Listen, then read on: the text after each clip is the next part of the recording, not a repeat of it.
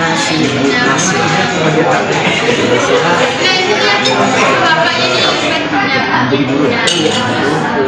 dan suka sejarah.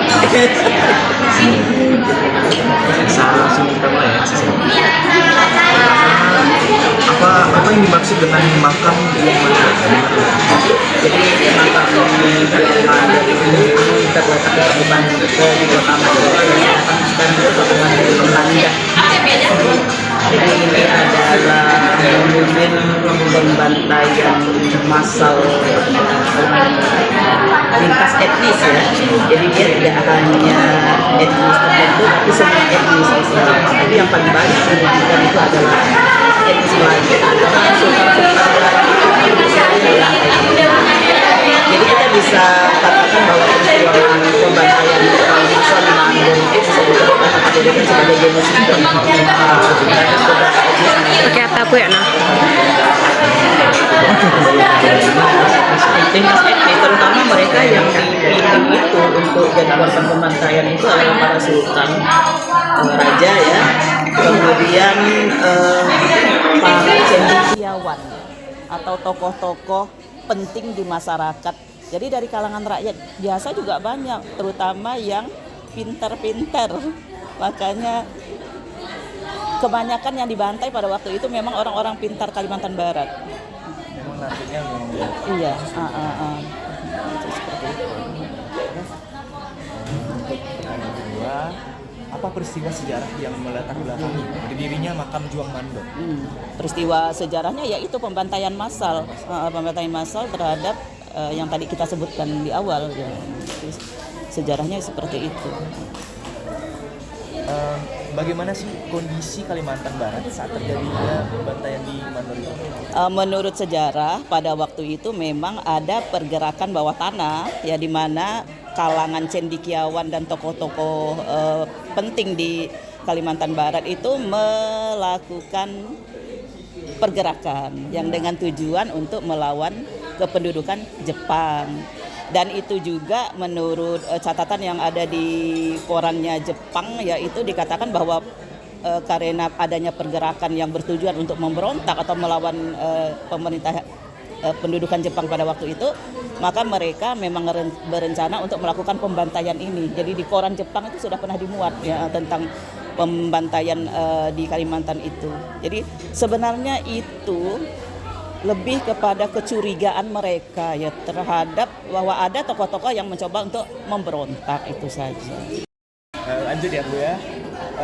Untuk mungkin lebih memperjelas nih, siapa sih pihak yang bertanggung jawab atas peristiwa Mandor? Dia kalau nama itu tidak disebutkan secara langsung, tapi yang jelas pada waktu itu yang bertanggung jawab itu adalah Gubernur Jenderal Jepang untuk wilayah Kalimantan Barat. Jadi memang ada. Jadi namanya itu Yomu Seibu ya istilahnya itu ya, Yomu Seibu. Jadi dia adalah Gubernur Jenderal Jepang itu untuk wilayah Kalimantan Barat. Mungkin yang Seibu ini memang dari prefektur mana? enggak, mungkin dia semacam jabatan saja kalau. Jadi bukan nama khusus. Jadi saya tidak menemukan ada nama khusus yang bertanggung jawab memang ya. jabatan Jabatan saja Gubernur Jenderal Jepang untuk wilayah Kalimantan Barat itu saja. Istilahnya Yomu Seibu itu. Selanjutnya itu, nah karena kan tadi kan nampaknya mereka memang menargetkan khusus untuk orang-orang pintar yang ada di Kalimantan Barat.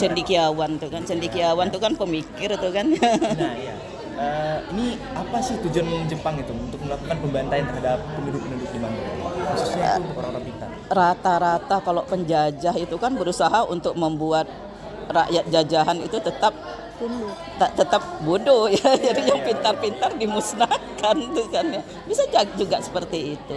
Agar tidak ada perlawanan yang Iya. berarti ya. Mungkin saja ya. Jadi kalau banyak pemikir kan mungkin ada rencana nanti mau merdeka dan lain sebagainya. Makanya yang itulah dimusnahkan gitu, dibantai itu. Tidak bisa membantai kembali. Iya, ada pergerakan, ada punya kekuatan.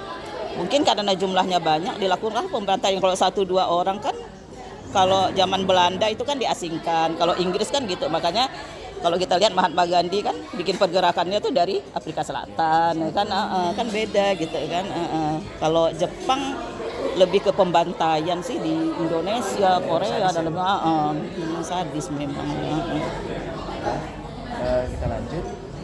Bagaimana bentuk penghormatan masyarakat dan pemerintah terhadap para korban makam juang mandor? Tahun 1977 pemerintah daerah itu membangun monumen.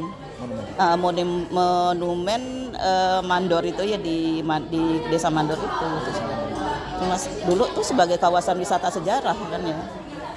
Dan tanggal 28 Juni itu diperingati sebagai Hari Berkabung Daerah. Kan peristiwanya 28 Juni 1944. Peristiwanya itu antara tahun 1943 sampai dengan 44. Tanggalnya itu tepatnya yang dilakukan secara besar-besaran itu di tanggal 28 Juni. Makanya kita memperingati 28 Juni pemerintah daerah itu sebagai Hari Berkabung Daerah. Peristiwa itu. Iya. Baru tahu juga. Selanjutnya, bagaimana pengaruh peristiwa mandor berdarah terhadap perjuangan kemerdekaan Indonesia?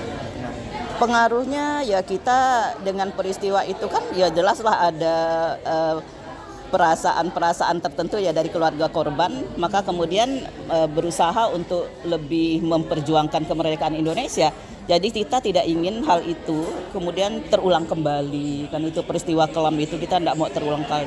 Karena memang perdamaian itu kan memang lebih baik ya daripada perang ya gitu kan ya, termasuklah pembantaian itu hampir sama, kalau korbannya itu hampir sama dengan Westerling itu kan ya. Westerling itu berapa yang di Sulawesi itu ya, dia korbannya 21.037 orang kalau tidak salah korbannya.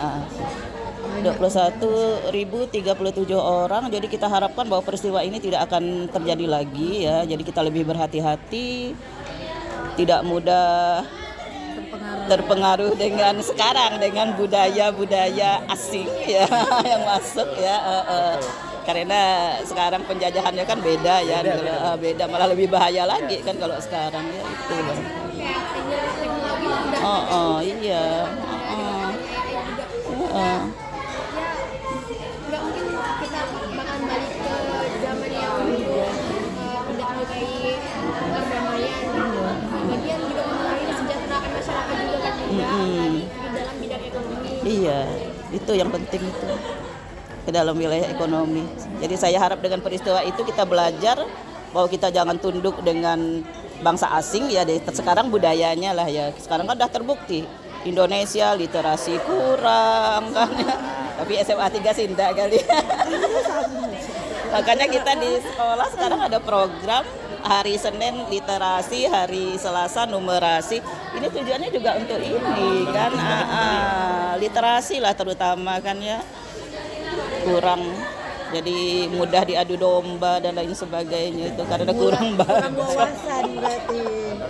Kurang membaca. Kalau dapat postingan apa, baik sebarkan tanpa pernah dibaca. Dan itu sampai sekarang pun masih ya. Kadang-kadang siswa aja kita kasih tugas kan. Misalnya gurunya berhalangan entah cuti atau apa, dikasih tugas. Kemudian mereka nanya, udah disuruh kerjakan halaman sekian sampai halaman sekian, kumpulkan jam 2 jam ini, masih nanya, ngumpulkannya ngerjakannya kapan? Itu kan literasi. Literasi memang kurang. Mereka pasti mikir paling bisa nanti. Iya. Oke. Jadi tinggal 3 pertanyaan lagi ya Bunda ya. Satu pertanyaan, kapan makam Juang Mandor diresmikan sebagai situs bersejarah? Dan siapa yang meresmikan? 1977 itu monumennya dibangun gitu. Kalau dulu itu kan hutan kan, masih hutan. Dia terdiri dari 10 lokasi makam. Jadi yang 9 itu khusus untuk rakyat biasa. Yang 1 yang ke 10 itu 1 sampai 9 itu rakyat biasa, yang 10 itu makamnya para raja, termasuklah Sultan Al-Qadri itu kan salah satu juga, termasuk juga Sultan Sapiuddin, kalau nggak salah namanya Sapiuddin Sambas itu kan juga termasuk korban juga, Dr. Rubini itu kan itu masuk juga. Semua korban di sana dimakamkan. Daftarnya sih ada sih, kalau nanti itu udah kita kirimkan nanti kan bisa cari juga nanya ke korban itu kan. selanjutnya, apa saja sih peninggalan sejarah yang masih ada di makam Juang Mandor hingga saat ini? Pada saat ditemukan itu dipercayai yang memilukannya itu mereka dibantai dengan semacam pedang namanya katana. Oh iya. Dipenggal, itu kan semuanya dipenggal, kepalanya dipenggal itu dengan menggunakan pedang katana. Jadi pada saat situs itu ditemukan itu banyak patahan-patahan katana itu. Oh ya, jadi yang ketemu ini senjata-senjatanya dari Senjata-senjata dari Jepang itu ada ya ditemukan. Terus ya makam itulah yang tidak utuh lagi, itu terdiri dari tadi itu 10 lokasi makam itu di Bukit Mandor itu. Jadi tinggal yang cuma tersisa itu sekarang cuma makamnya. Itu makamnya saja. Kebanyakan mereka memang itu kan peristiwa pembantaian itu kan dikenal juga dengan sebutan Oto Sungkup ya. Oto Sungkup bahasa Melayu itu ditutup ya. Jadi mereka itu pada saat diambil tuh mukanya tuh disungkup ya. Ditutup gitu. Pada saat diculik dari rumah-rumah keluarga mereka itu kebanyakan di malam hari katanya itu diambil. Kadang-kadang kalau yang saya tahu yang pernah cerita dari teman yang ngabang itu dia kan kehilangan kakeknya juga, yaitu kakek dan saudara-saudaranya. Kebetulan waktu itu jabatannya Demang di situ. Demang itu sekelas apa ya, bupati kan? Demang kepala daerah di itu. Jadi kebanyakan mereka itu diculiknya tuh malam. Terus kepalanya disungkup, habis itu baru dipenggal itu. Rata-rata mereka dipenggal. Dari saksi hidup itu katanya mereka dikumpulkan, dibawa ke hutan, itu terus disuruh gali, hampir sama dengan Westerling ya, digali lubang, gali lubang, terus ditembak. Jadi dia kenapa tahu? Karena dia sempat lolos, dia lari sembunyi di dalam hutan. Jadi mungkin bedanya dengan Holocaust yang di Nazi itu dia tidak ditelanjangi kali ya. Kalau di Nazi itu kan dibuka, maksudnya bajunya itu dibuka semuanya. Tapi sama kan gali lubang juga. Lubang kuburan sendiri. Banyak deh. Rata-rata gitu. Pertanyaan terakhir ya. Apa makna dan pesan moral yang bisa diambil dari peristiwa Mandor Berdarah ini? Itu tadi bahwa kita tetap menjaga perdamaian ya, jadi jangan ada konflik, apalagi Kalbar agak sensitif untuk masalah konflik etnis ya, kita semua tahu. Jadi kita berharap tidak ada peristiwa kelam ini tidak akan terulang lagi. Tetap menjaga persatuan antar etnis itu saja. Satu lagi yang tadi itu mudah memilah-milah masuknya budaya-budaya asing ya, itu biar tidak terjadi lagi hal-hal yang tidak kita inginkan seperti itu saja. Budaya yang masuk, teknologi yang masuk, karena teknologi juga kan bisa membuat kita lebih pintar, tapi bisa juga menjerumuskan kita ke hal-hal yang negatif kan ya, itu kayak AI dan lain sebagainya. Iya, itu saja sih. Terima kasih banyak ya. Terima kasih telah membagikan waktunya. Misalkan waktunya untuk kami memberikan sesi wawancara. Semoga ilmunya juga bermanfaat ya teman-teman untuk kalian semua. Apalagi ini tentang dari sejarah dari ini ya, lingkungan kita yaitu di Kalimantan Barat. Ya, Juang Mandor, kejadian sejarah Mandor Berdarah. Terima kasih banyak Bunda. Iya, sama-sama. Sekian dari saya Arfan Yakam. Semoga video ini dapat menjadi informasi yang bermanfaat dan semoga makna dan pesan moralnya bisa dipahami serta kalian gunakan untuk edukasi untuk memperbaiki diri kita sendiri dan juga bangsa kita. Sekian dari saya, terima kasih. Assalamualaikum warahmatullahi wabarakatuh. Waalaikumsalam.